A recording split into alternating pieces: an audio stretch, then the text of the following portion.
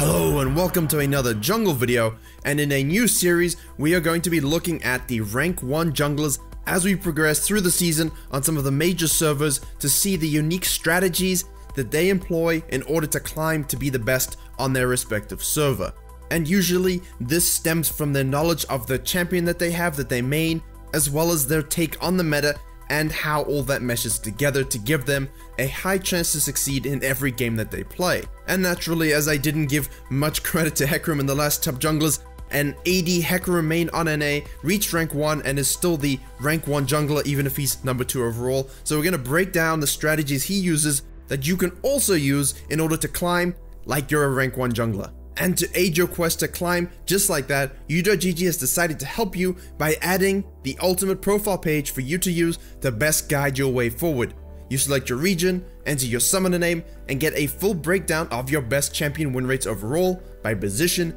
and how you've been performing recently. Now you can also dive deeper into your match history and advanced stats to further improve your game by seeing your carry percentage for each game you play, and how your matchup changed over the course of the game. So head to your profile, dive into your stats, and give yourself the best chance to climb using U.GG for all of your League of Legends needs in 30 seconds or less. And now we can jump into our Hecarim gameplay analysis. And for this we have 2 games, and I will isolate both games into early and then mid and late. We're going to see what he does in the first 10 to 15 minutes that allows him to get that spark, that initial lead, which you really need if you're going to be a full squishy champion.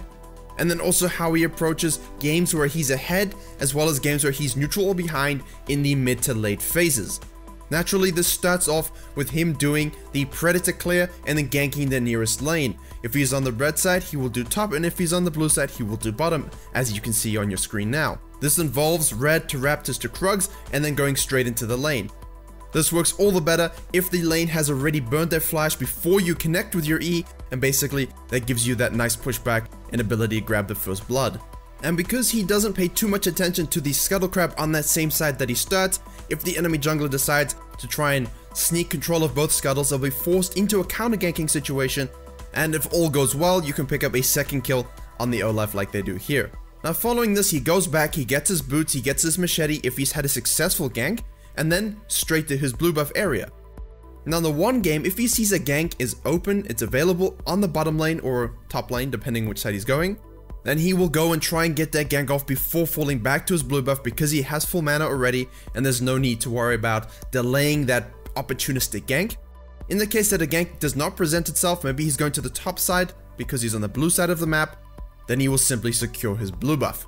Now, if he secures his blue buff, first off, he will look to probe to see if there's a diving opportunity. In the case of Zoe and Hecarim vs Zed underneath tower pre-level 6, they're able to just take him down, and the reason he could do this is because the Olaf had ganked bottom at level 2, and Hecarim knew he had that advantage in experience, and if he'd been tracking correctly, he would have a good idea of where Olaf might be, and he wouldn't be healthy enough in the jungle to compete against a full HP Hecarim diving on the Zed with a Zoe. Now in the other game, where he got the gank off on bottom lane first, then retreated into his blue side jungle to clear all those camps, he moves up to the bottom lane again because the enemy jungler will always feel compelled to have some sort of impact just as a byproduct of your own pressure. Now in this situation it doesn't pay off, but because of his ability to know his champion, to know the cooldowns, and predict that the Nidalee will most likely try and contest and kill him at the Krugs, he's able to turn it around and get another kill for himself.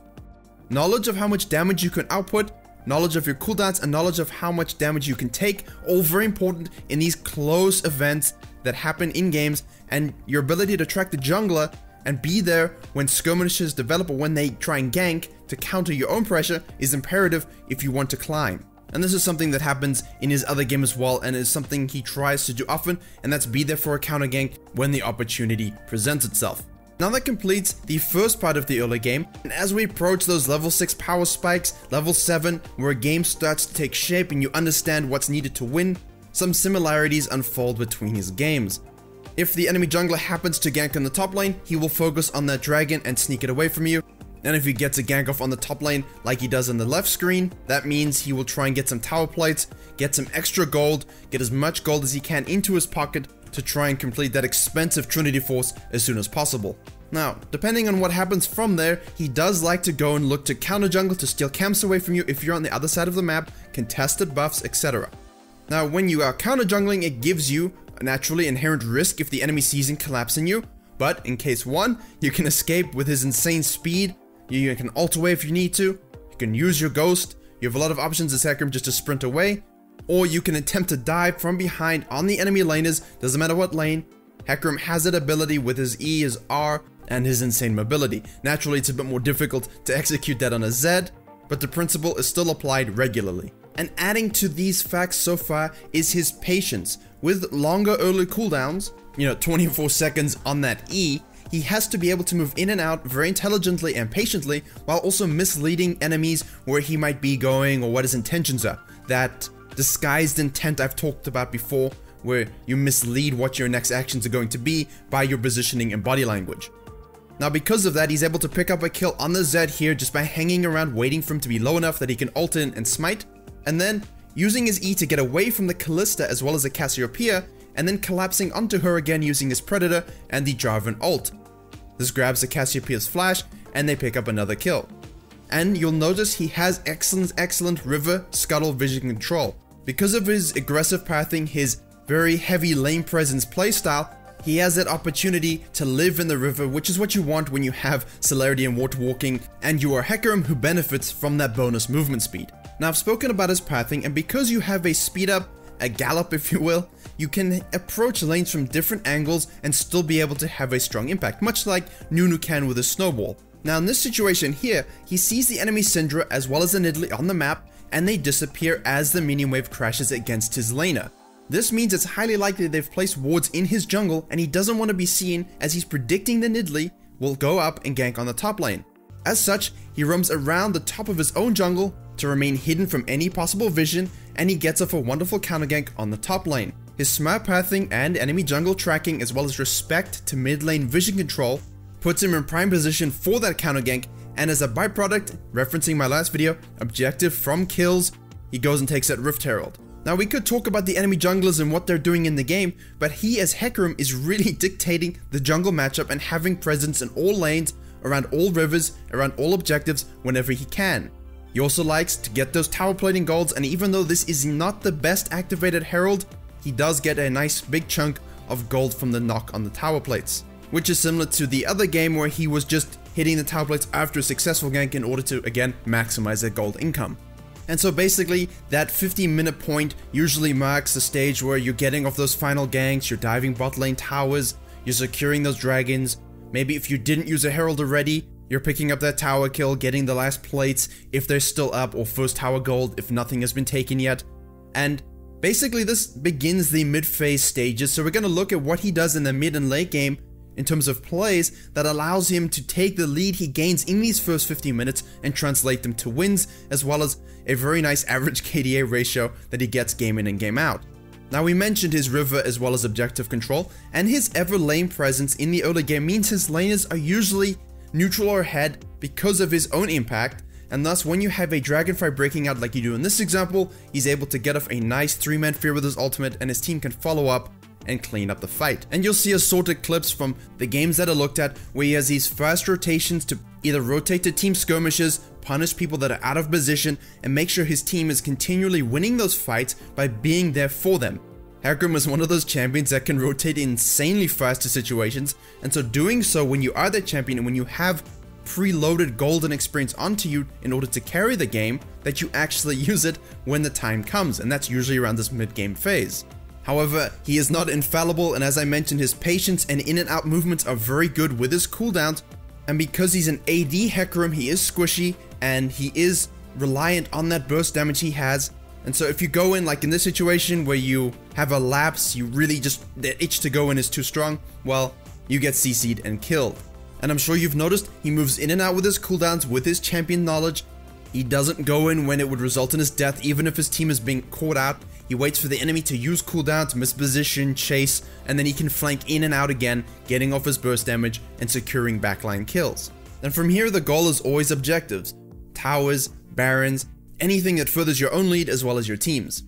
Now, as he's winning these fights with his team, as he's diving priority targets with high success and with regularity, It means that even if he dies, the enemy won't have enough members on the map to really counter push or secure objectives that he's already taken or that they may be able to contest, because he can leave his base very quickly upon spawn and rotate to a situation before the enemy is able to really capitalize on any neutral or bad fights his team might have. Now naturally, punishing out of position enemies and rotating to crucial mid-game skirmishes can elevate a game to that late game phase, and if he is ahead, like in this game, he will counter jungle, live in the enemy's area, and try and look for assassination picks as much as possible, including sitting in bushes and waiting around. Because he's Hecarim, because he can rotate quickly to any situation,